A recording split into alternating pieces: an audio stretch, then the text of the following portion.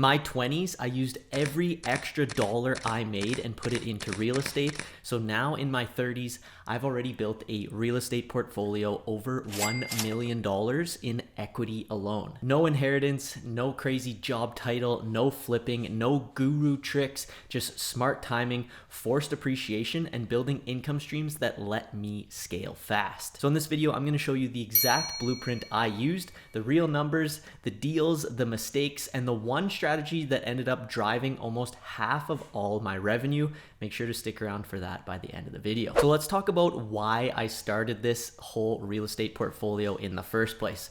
As you might know, I currently live in Canada, which means 8 months of winter and maybe only 4 months of actual summer. I hated this and usually spend my winters down south now that I've built this portfolio. But in my early 20s, I knew I wanted two things: time freedom and the ability to live wherever I wanted. Now here's the simple truth that pushed me into real estate. People will always need somewhere to live. So when interest rates dropped to 2% on my first townhouse, this was my opportunity. I bought it, I actually lived in it, and as my income grew, I paid down the mortgage aggressively until I didn't own a dollar on it.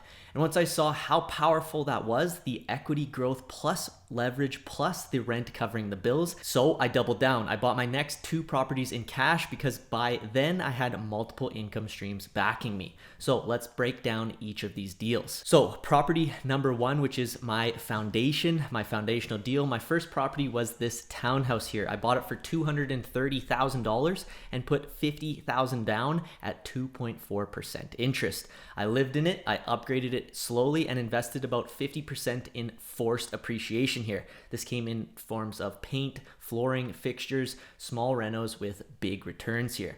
Eventually, I rented it out for $2,400 a month, which is insane compared to the original purchase price. 6 years later, it's now worth over $400,000. And because I paid it off completely, that entire amount is pure equity. So this property taught me this formula: equity plus forced appreciation plus time beats trying to time the market.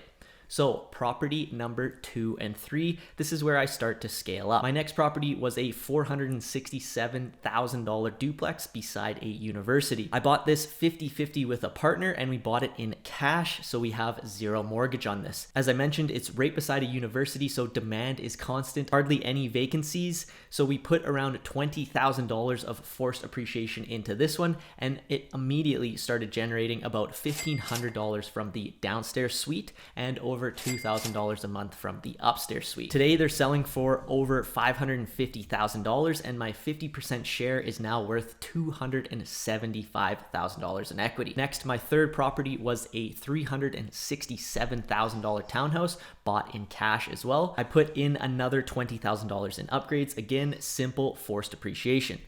This one rents for about $1,850 a month, which isn't as high as the others, but with no mortgage, every dollar counts here. And right now it's valued around $380,000. And because it's fully paid off, that full amount is again in equity. I'm considering pulling out $150,000 HELOC or mortgage on this property at about 4% to fund another rental using the equity from this one currently. So what drove half of all of my returns? Well, this is the strategy that made the biggest difference. Easily almost half of them, and it's forced appreciation. No guessing the market, no waiting for the bottom, no gambling on trends, just buying solid properties and improving them. 20K reno that adds $50,000, or updating the kitchen.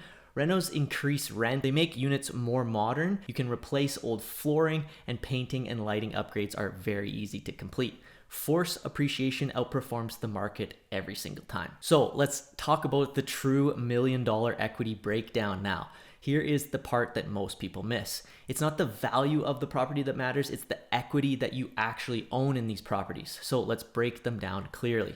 So in property 1, I have about $400,000 of equity and 0 debt. Property 2, I have a $275,000 equity share in the duplex. And my last townhouse, I have over $380,000 in equity. So if we total those all up, we are over $1,050,000 in real equity here. This isn't hypothetical. This isn't projected. This is not inflated. This is my actual hard equity I built in my 20s. I'm gonna pick a stable, growing city. You don't want to chase hype, chase fundamentals here. Buy something outdated in a good area. Ugly is the opportunity. Use leverage smartly. My first deal was 2.5% interest, set everything in motion. Forced appreciation early. This accelerates returns far more than waiting on the market. And let rent handle your mortgage. Cash flow day one isn't required. Equity matters more. But build multiple income streams here. It unlocks cash purchases and more approvals. Extract equity through mortgages, HELOCs instead of selling, and keep these assets, keep them appreciating. Repeat with discipline here. The same process, better properties each cycle. It's simple, not easy, but this is the path to predictability. If you want to build real wealth with real estate as the engine, subscribe for more. I'm breaking down every deal I buy, every strategy I use, and the systems that help me build into a 7-figure equity in real estate before my 30s. If you want to follow the journey, hit subscribe, and until next time, take care.